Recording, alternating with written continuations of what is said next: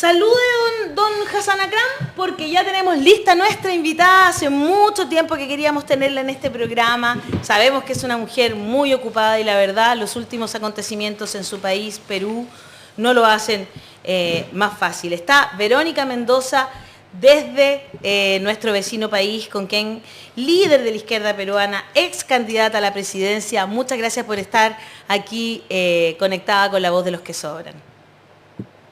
Muy buenos días y muchas gracias más bien ustedes por la invitación y sobre todo por la preocupación por lo que pasa en estos momentos en nuestro país. Muchas gracias al equipo de La Voz de los que Sobran y a todos los que nos están escuchando. Muchas gracias, Verónica. Bueno, queremos partir porque sabemos que la situación está compleja en el vecino país.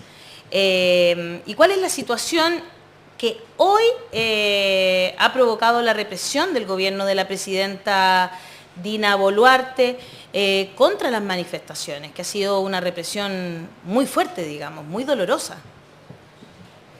Así es, luego del golpe fallido de Pedro Castillo y luego de que Dina Boluarte asumiera la presidencia sin comprender que lo que le tocaba era liderar un gobierno de transición corto, breve, y convocar elecciones generales adelantadas y pretendiera más bien, anunció, ¿no?, en su mensaje de investidura que se quedaría hasta el 2026, estallaron las protestas a lo largo y ancho del país. Desde mediados de diciembre tenemos en diversas regiones movilizaciones cotidianas gritando que se vayan todos, pidiendo elecciones generales adelantadas y en segundo lugar planteando también la necesidad de una nueva constitución. Sin embargo, a pesar de estas movilizaciones sostenidas, el gobierno hizo caso omiso, ninguneó las protestas, luego las criminalizó, empezó a perseguir a quienes ejercían su legítimo derecho de protesta, a los dirigentes, y empezó a disparar, a matar. Al día de hoy contamos ya con 50 fallecidos, 41 de ellos civiles asesinados por arma de fuego de las fuerzas del orden, y movilización cotidiana y constante. Todo esto ha exacerbado la indignación y el dolor de la gente, por supuesto, ha hecho que las movilizaciones aumenten, ya no son solamente en el sur, sino en diversas regiones del país, en Lima también. De hecho, este 19 de enero, este jueves, se anuncia una gran movilización nacional y hay cientos, miles de manifestantes, en particular de aquí desde el sur, que están viajando hacia Lima para tratar de escuchar su voz y que por fin se puedan atender sus demandas. Entiendo que las personas que están viajando están pidiendo asamblea constituyente. Así es, pero primero la más concreta y urgente demanda de absoluta unanimidad es la renuncia de Dina Boluarte, ¿no? Porque no se concibe que se mantenga en el gobierno una persona que tiene en su haber 50 muertos en 40 días de gobierno, no hay que perderlo de vista. Entonces, la renuncia de Dina Boluarte se está planteando como la primera condición, el primer paso para encontrar una salida democrática a la crisis.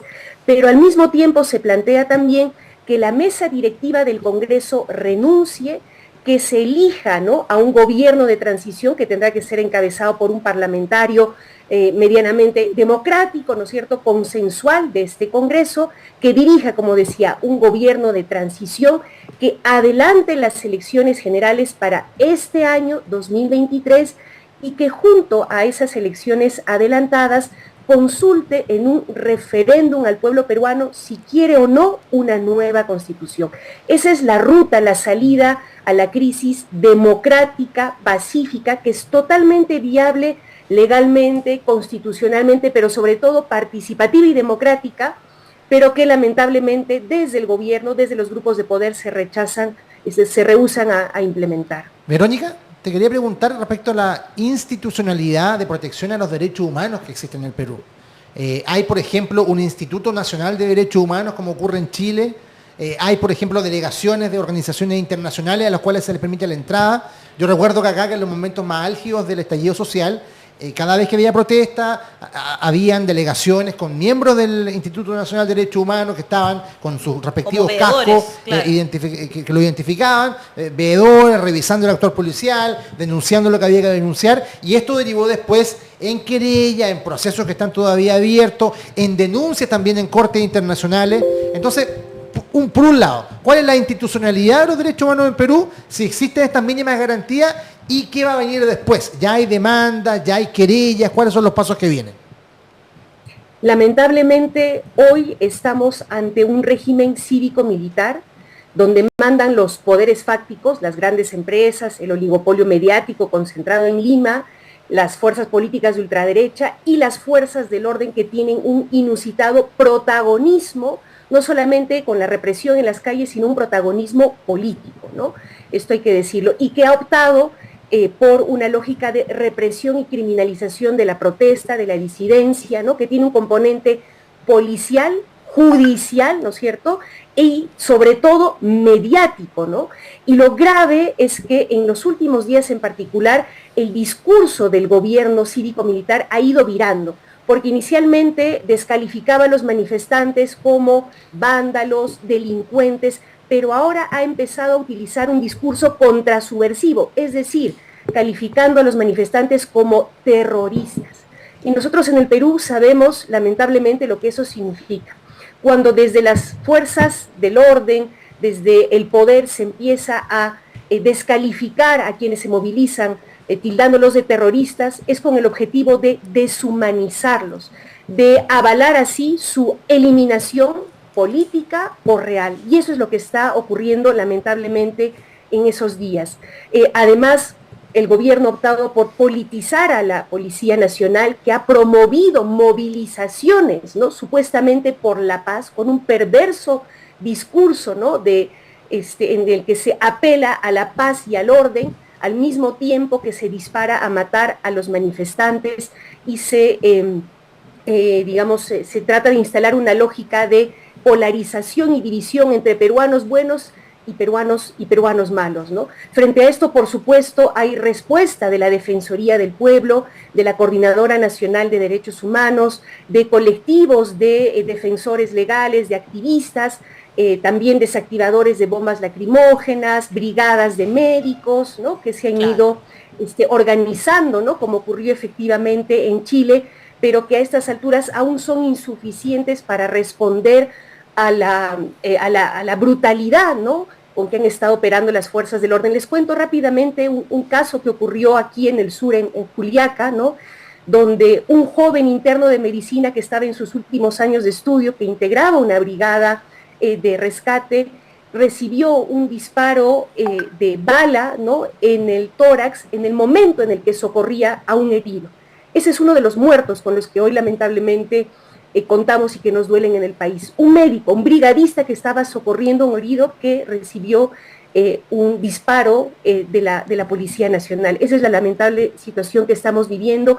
Incluso fíjense ustedes, desde ayer que han empezado a trasladarse delegaciones en buses y en camiones desde aquí, desde el sur a Lima, la Policía Nacional ha realizado operativos para bloquear, impedir el paso de los manifestantes a Lima, restringiendo el derecho a libre tránsito, restringiendo el derecho a la protesta, ¿no? Y ayer también, con esto termino para ejemplificar un poquito lo que está pasando, hubo un operativo policial en un local sindical donde se reunía la Central de Trabajadores del Perú y otras organizaciones sociales, sindicales y políticas para convocar, organizar la movilización del 19, ¿no? Y esta reunión ha sido impedida por un operativo policial absolutamente arbitrario, infundamentado, que nosotros rechazamos. Esa es la situación que está viviendo el país en estos momentos. Por eso es muy importante este tipo de espacios para nosotros donde podamos denunciar, visibilizar lo que está pasando y apelar a la solidaridad de nuestros hermanos y hermanas latinoamericanos. Hassan. Mire, hay una preocupación en Chile por lo que pasa en Perú, porque hay evidentes similitudes en ese proceso. El verbo que ustedes en Perú ocupan de terruquear, de decir que cualquier acción de la izquierda es terrorista, también es práctica de la derecha chilena. Y viendo lo que está pasando actualmente, es imposible no recordar el estallido social chileno, donde también hubo violación de derechos humanos, muertos en el camino, y también un discurso de parte del gobierno de criminalizar a la protesta y de justificar la violencia represora de las fuerzas de orden y seguridad. Pero dentro de todo ese proceso muy violento y muy triste, salió eventualmente un acuerdo constituyente que decantó en un proceso que todavía está incierto, pero de todas formas se logró un camino. ¿Cómo ves la posibilidad de que los manifestantes tengan éxito en ese proceso? La posibilidad que haya en realidad una salida democrática pacífica a esta situación. Y como decía en su momento, en realidad ya la ciudadanía que inicialmente estaba guiada por el desconcierto, la indignación, la rabia, totalmente legítimas, ha ido, ¿no? Construyendo lo que hoy se avisora como una salida totalmente viable constitucionalmente, legalmente y sobre todo políticamente, porque como decía, permitiría una salida democrática y participativa, ¿no? Que implica la renuncia de Dina Boluarte, la designación de un gobierno de transición que adelante las elecciones generales para este año y junto a esas elecciones se consulte en un referéndum sobre la Asamblea Constituyente, ¿no? Algo totalmente, como digo, viable constitucionalmente, legalmente y políticamente. Sin embargo, las fuerzas de ultraderecha, ¿no? Representativas de los grupos de poder hoy atrincheradas, ¿no? en el Congreso, se niegan ante esta posibilidad.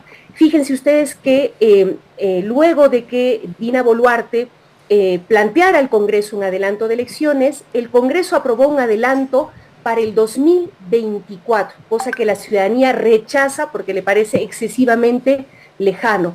Sin embargo, este Congreso lo ha aprobado solamente con una votación y está pendiente de que se ratifique en una segunda votación porque es una reforma constitucional.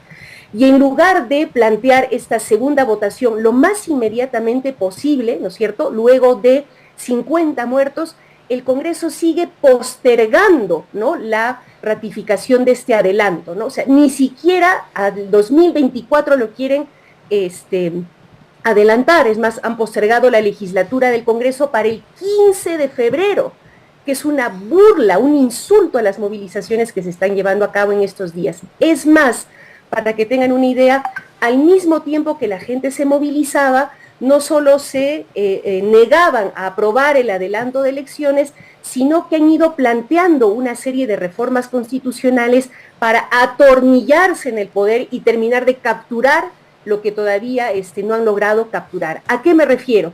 Parlamentarios de ultraderecha han presentado proyectos de ley de reelección de congresistas, de bicameralidad, que ya fueron rechazadas, ¿no? Reformas que ya fueron rechazadas aquí en un referéndum hace 3 años atrás y que ellos quieren volver a imponer, no porque quieren mejorar la política, sino solamente porque quieren atornillarse en el poder, quieren repetir el plato, e incluso han presentado un proyecto de ley que plantea cambiar las cabezas de los organismos electorales para poder controlar el siguiente proceso electoral. Están de alguna manera preparando un fraude para las eventuales elecciones adelantadas.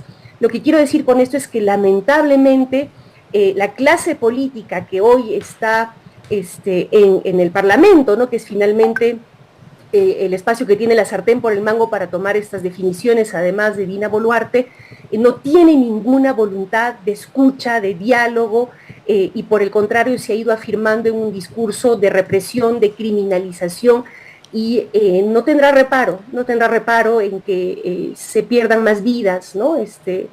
Con tal de permanecer atrincherados en el poder. Por eso es muy importante, de un lado, que desde las fuerzas del cambio se mantengan las movilizaciones, pero de manera cada vez más ordenada, organizada, construyendo una sólida plataforma política, social, ciudadana, que pueda presionar eficazmente a la clase política, que pueda canalizar esta salida democrática, y también necesitamos la solidaridad de las instituciones, gobiernos, pueblos, organizaciones sociales y políticas de la región y del mundo para denunciar lo que está ocurriendo aquí. A mí particularmente me preocupa mucho esta semana la jornada del 19, las movilizaciones hacia Lima.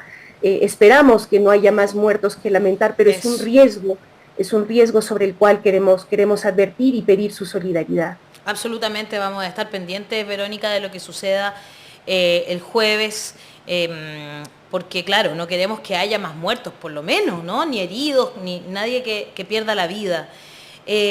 ¿Cómo se proyecta para Boluarte lo que viene? Supongamos que se logra, como bien tú dices, articular los movimientos que están en las calles, que no las abandonen, pero que esto esté bien articulado y finalmente se determine que se pueden hacer elecciones nuevas, digamos, y que Boluarte termine saliendo del gobierno. ¿Cómo se ven las consecuencias judiciales para ella, por las violaciones a los derechos humanos especialmente, ¿no? Sí, ya hay de hecho una denuncia penal contra ella de parte de abogados, defensores de derechos humanos de Ayacucho en particular, donde asesinaron a 10 personas jóvenes. Ya abro un paréntesis aquí, ¿no? Entre quienes han sido asesinados hay jovencitos de 15, 16, 17 años. Niños prácticamente. Niños, así es, que tenían todo el futuro por delante y a quienes se les ha truncado esa vida, ¿no? También desde el Parlamento, parlamentarios de izquierda han presentado una acusación constitucional y ciertamente ella tendrá que responder, ¿no? Políticamente y penalmente por las muertes que de alguna manera ha promovido con su indolencia, ¿no? La semana pasada, el viernes, si no me equivoco, dio un nuevo mensaje a la nación, un mensaje oficial en el que se ratificó en su discurso criminalizador y en la lógica represiva, ¿no? que ha sostenido su gobierno, incluso trayendo, ¿no? burdos y patéticos argumentos como que las movilizaciones en el sur responderían, ¿no? a asusamiento, infiltración de bolivianos, ¿no? Sí. Recordemos que la Cancillería ha impedido, ¿no? Ha decretado que el expresidente Evo Morales no puede ingresar al país, ¿no? Algo que nosotros rechazamos categóricamente porque las protestas en el sur y a lo largo y ancho del país no necesitan ser asusadas por nadie de fuera, ¿no? Han sido asusadas durante décadas y siglos por el colonialismo, la discriminación, el desdén hacia amplios sectores mayoritarios del país. Lo mismo decían acá, solo que con Venezuela. ¿Te acuerdas? El mismo relato, claro. Sí, claro. Así es. Esa denuncia venía de Clara caso, Varesi, ¿no? Clara Vergesi, claro. Claro, que es diputada del Partido Republicano de extrema derecha acá. Te quería preguntar también respecto a cómo ves tú la reacción y la posición que han tomado los organismos internacionales, los gobiernos de la región y particularmente el gobierno de Gabriel Boric con respecto a todo lo que está viviendo el Perú. Debo decir que hemos tenido una visita oficial de la Comisión Interamericana de Derechos Humanos hace unos días, que fue precedida por un equipo de avanzada que ha recogido los testimonios de las víctimas, que ha tenido un firme pronunciamiento en defensa de los derechos humanos, que ha remarcado además el racismo y la discriminación que se siente, ¿no? en cómo la prensa, y esto es algo que han subrayado ellos, la prensa limeña, ¿no? Que se pretende prensa nacional, desprestigia, criminaliza, ningunea a quienes se manifiestan, ¿no? Replicando el discurso del gobierno. Desde los gobiernos de la región también ha habido pronunciamientos de preocupación, de solidaridad con el pueblo peruano, pero creo que a estas alturas se necesita una acción más firme, más contundente, ¿no? Para exigir al actual gobierno que por lo menos cese la represión, ¿no? Y que se canalice una salida democrática a esta crisis. El resto nos tocará a nosotros, organizaciones sociales, políticas, sindicales, construir esa salida democrática, pero sí necesitamos una mayor presión de parte de los organismos internacionales, de los gobiernos progresistas, gobiernos de izquierda, denunciando, rechazando la represión, la criminalización y exigiendo que se canalice democráticamente, pacíficamente la crisis que hoy estamos atravesando, ¿no? Pero para eso también, permítanme, hay que comprender que esta crisis, como seguramente, ¿no? Lo contarían ustedes respecto de lo que ocurrió en Chile, no empezó el 15, el 7 de diciembre, no empezó hace unos meses ni un par de años, ¿no? Es el resultado de una crisis sistémica, política, social, económica, como decía hace un momento, resultado de 500 años de colonialismo que pervivieron incluso durante estos 200 años de una república excluyente que invisibilizó a las mayorías, de 30 años de neoliberalismo depredador que mercantilizó la salud, la educación, que precarizó nuestras instituciones, que dejó morir, ¿no?, a más de 200.000 peruanos durante la pandemia. El Perú, hay que recordarlo, fue el país con la más alta tasa de mortalidad por COVID-19 en el mundo, lo que da cuenta de la enorme precariedad de nuestro sistema de salud, entre otros, ¿no? Y donde hay una gran inestabilidad política. Solo daré un ejemplo para graficarlo. En 6 años hemos tenido 6 presidentes, sí, y 3 congresos. Creo que eso da cuenta de la gravedad, ¿no?, y profundidad de la crisis y de la necesidad de cambios de fondo. La gente lo dice en las calles con claridad: esto no se va a resolver solamente con el adelanto de elecciones, con un cambio de figuras. El adelanto de elecciones ayudará a canalizar la salida a esta crisis, pero no resolverá la crisis. Por eso la gente plantea con cada vez más claridad y contundencia la necesidad de un nuevo pacto social, de un proceso constituyente donde discutamos, peruanas y peruanos, qué reglas de juego queremos que rijan en nuestro país, qué valores queremos que nos guíen como país. Eso es fundamental. Sin eso solamente pondremos un parche más, ¿no?, a este modelo decadente y la crisis continuará. Necesitamos avanzar hacia un nuevo pacto social. La crisis política, que es una crisis de la institucionalidad democrática y de la Constitución de 93, la Constitución de Fujimori, evidentemente necesita de reformas a nivel institucional, a nivel constitucional. Ahora la pregunta es, ¿qué tipo de reformas? Y eso quería preguntar 2 cosas. Uno, que tiene que ver con el sistema judicial, porque lo que estamos viendo es la politización del poder judicial. Tenemos la fiscal nacional, la Patricia Benavides, ¿cierto?, que parece que está en una posición de revancha política contra la izquierda. ¿Qué tipo de reforma constitucional o nuevo diseño podría evitar ese tipo de situación? Y vinculado con eso, ¿cuál sería la solución, muy resumida cuenta, sé que tenemos poco tiempo, para tratar de resolver este problema de los 6 presidentes en 6 años? Yo creo que la crisis que estamos viviendo, como decía en su momento, da cuenta de que no se trata solamente de un problema de reglas institucionales. La crisis es sistémica, política, social, económica, climática, no es solo de representación institucional. Por eso insistimos en que no bastan reformas parciales que, ojo, ya hemos tenido en los últimos años. Por un lado, no sé si ustedes recuerdan, el expresidente Martín Vizcarra convocó a un referéndum donde se hicieron 4 reformas constitucionales, cambios justamente sobre el sistema político. Pero luego de esas reformas la situación no mejoró, sino que empeoró inclusive.